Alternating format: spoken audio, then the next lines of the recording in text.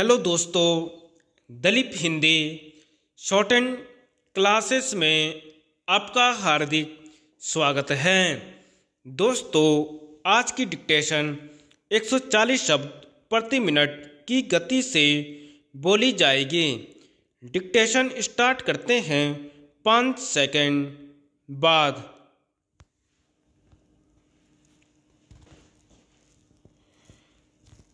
श्रीमान, हम अपने नागरिकों को अनंत काल तक मूलभूत अधिकारों से वंचित नहीं कर सकते हैं। यदि देश पर कोई आक्रमण होगा तो सरकार पुनः संकट काल की स्थिति घोषित कर सकती है। संविधान ने उसे अधिकार दिया है और उसे देश का स्वेच्छा से सहयोग मिलेगा। अगर कुछ तत्व उस मार्ग में बाधक बनेंगे तो हम उनका साथ नहीं देंगे। राष्ट्र की सुरक्षा सर्वोपरि है, लेकिन आज हमें राष्ट्र की सुरक्षा को लोकतांत्रिक अधिकारों के साथ मिलाना होगा। गृह मंत्री महोदय कहते हैं कि कुछ क्षेत्रों में संकट काल की स्थिति रहेगी, मूलभूत अधिकारों का स्थगन होगा और शेष भारत में पूरी छूट होगी। अध्यक्ष महोदय, संकट काल को कुछ क्षेत्रों तक सीमित रखने और शेष भारत को संकट काल की स्थिति से निकालने के हम लोग मूलभूत रूप से विरोधी हैं। वह संकट कैसा है जो देश के एक भाग में है लेकिन दूसरे भाग में जिसकी अनुभूति नहीं होती? वह संकट कैसा है जो संपूर्ण देश में नहीं है? क्या जम्मू कश्मीर का संकट शेष भारत का संकट नहीं है? क्या असम पर चीन का प्रहार सारे देश की प्रभुसत्ता पर, देश की अखंडता पर प्रहार नहीं है? यदि हम एक राष्ट्रीयता की कल्पना में विश्वास करते हैं तथा कश्मीर से लेकर कन्याकुमारी तक संपूर्ण राष्ट्र को कंधे से कंधा लगाकर खड़ा करना चाहते हैं तो संकट काल को कुछ क्षेत्रों में सीमित रखने की कल्पना भ्रामक है। यह कभी घातक सिद्ध हो सकती है। इसका त्याग करना चाहिए।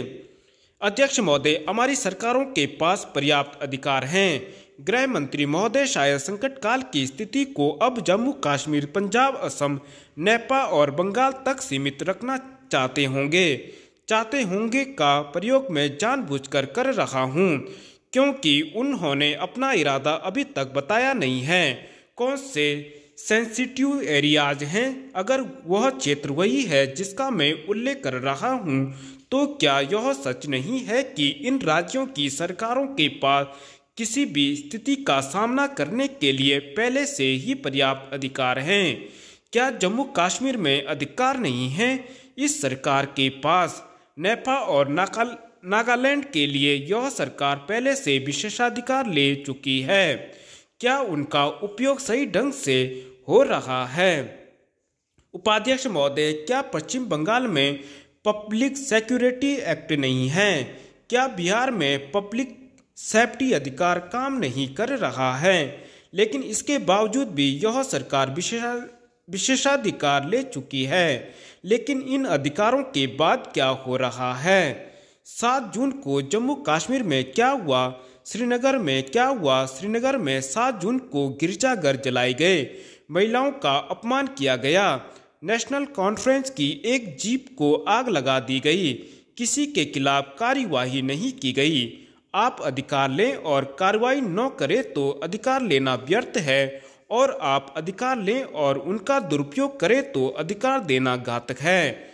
दोनों दृष्टियों से देखिए, इन असाधारण अधिकारों की आवश्यकता नहीं है। क्या इस बात से इनकार किया जा सकता है कि भारत सुरक्षा अधिनियम का दुरुपयोग किया गया? जासूसों को पकड़ने की बात समझ में आ सकती है, मगर इसमें विद्यार्थी पकड़े गए, सरकारी कर्मचारी गिरफ्तार किए गए। महाराष्ट्र में एक प्रेम विवाह को रोकने के लिए डिफेंस ऑफ इंडिया रूल्स का उपयोग हुआ था। गृह मंत्री महोदय महाराष्ट्र से आते हैं, इसलिए इस घटना को भूले नहीं होंगे। जिनको अधिकार दिया उन्होंने अधिकारों का दुरुपयोग किया, इसलिए अब वे अधिकार लेने के अधिकारी नहीं हैं। जिन सीमावर्ती क्षेत्रों में गृह मंत्री महोदय आपातकाल की स्थिति सीमित करना चाहते हैं, वहां पर्याप्त अधिकार हैं। हमारे सामान्य कानून स्थिति का सामना करने में समर्थ होने चाहिए, और अगर वे समर्थ नहीं हैं तो फिर जो उस कानून का उपयोग करते हैं उनमें कोई दोष है या यदि कानून में स्वयं कोई दुर्बलता है तो उसको भी दूर किया जा सकता है। हम इस प्रकार के किसी भी प्रश्न पर विचार करने के लिए तैयार होंगे कि नागरिकों के मूलभूत अधिकारों का दमन या स्थगन किए बिना देश पर आने वाले संकट का सामना किया जा सके। इसके लिए सरकार अधिकार चाहती है तो वह ठोस प्रस्ताव लेकर आए। उसके गुण दोषों का विचार करके हम निर्णय करेंगे, लेकिन हम इस तरह के अधिकार देने के लिए तैयार नहीं हैं जिन अधिकारों का शासन दुरुपयोग कर सके और जो अधिकार आज की स्थिति में आवश्यक भी नहीं दिखाई देते। उपाध्यक्ष महोदय, एक बात और, मैंने कहा कि देश में संकट है मगर संकट की अनुभूति नहीं है।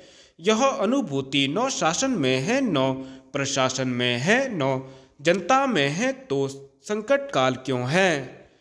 अध्यक्ष महोदय, मैं प्रस्ताव करता हूं कि यह सदन मंत्रिपरिषद में अपने विश्वास के अभाव को प्रकट करता है। महोदय, यह प्रस्ताव मैं खेद के साथ उपस्थित कर रहा हूं। कुछ ही दिन पहले यह मंत्रिमंडल गठित हुआ है। आज राष्ट्रपति महोदय ने मंत्रिमंडल की नीतियों पर प्रकाश डाला है।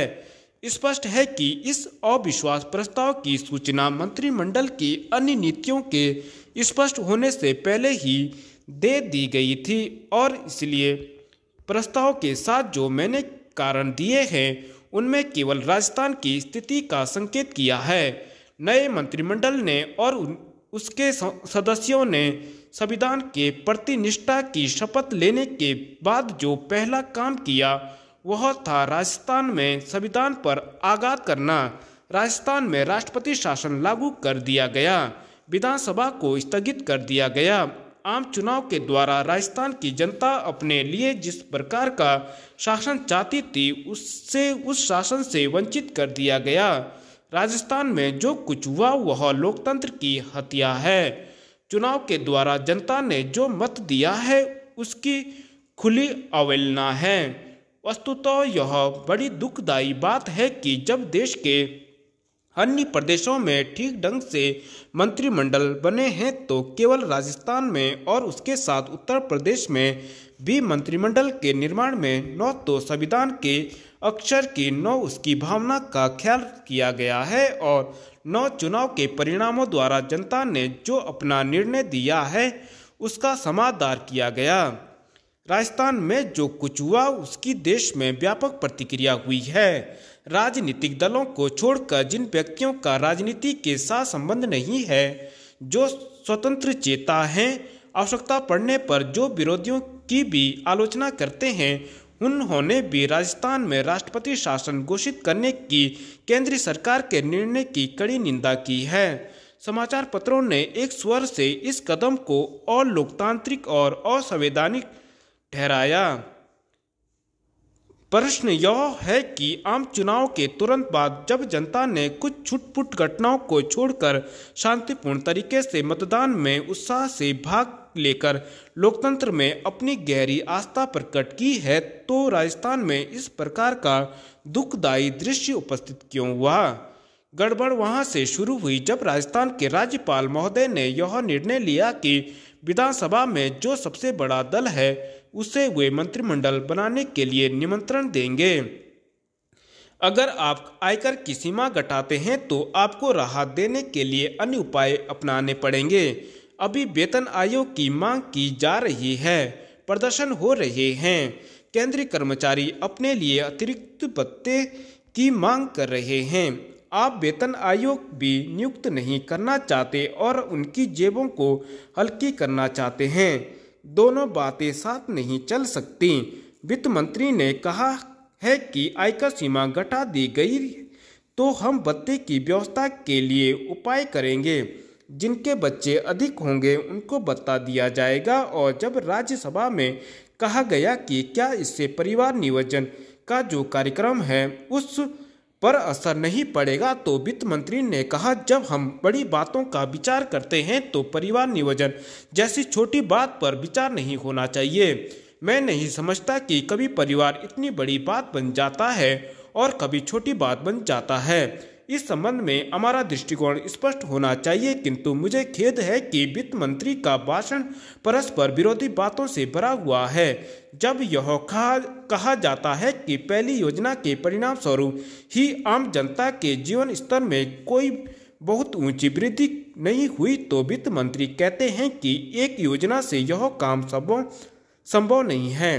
किंतु जब कहा जाता है कि आप इतना बोझ डाल रहे हैं जिसको हमारी अर्थव्यवस्था सहन नहीं कर सकती, तो कह दिया जाता है कि पहले आदमी की हालत देखिए, हम भविष्य का विचार करें, यह ठीक है, किंतु उसके लिए वर्तमान को बिल्कुल बलि पर चढ़ा दें, यह शायद ठीक नहीं होगा। अगर भविष्य का भवन बनेगा तो वर्तमान आधार पर बनेगा। भविष्य अपनी चिंता करेगा, किंतु आप वर्तमान का विचार करिए और आज देश की जो हालत है उसको अगर आप ध्यान में रखकर चलेंगे तो मैं नहीं समझता कि आम जनता पर जो नए टैक्स लादे जा रहे हैं उनको बनाए रखने की बात गंभीरता से कही जा सकती है। कल मैंने कहा था कि इस सदन में पंचवर्षीय आयोजन को स्वीकार किया है। यह सदन उसको बदल भी सकता है, शायद बदलने की बात मेरे बहुत से मित्रों को पसंद नहीं आएगी। अभी प्रधानमंत्री ने कहा कि हम काट छांट नहीं करना चाहते, हम फैलाना भी नहीं चाहते। तीसरा रास्ता क्या है? वह यह है कि हम जिस रास्ते से चल रहे हैं उसी पर चलेंगे।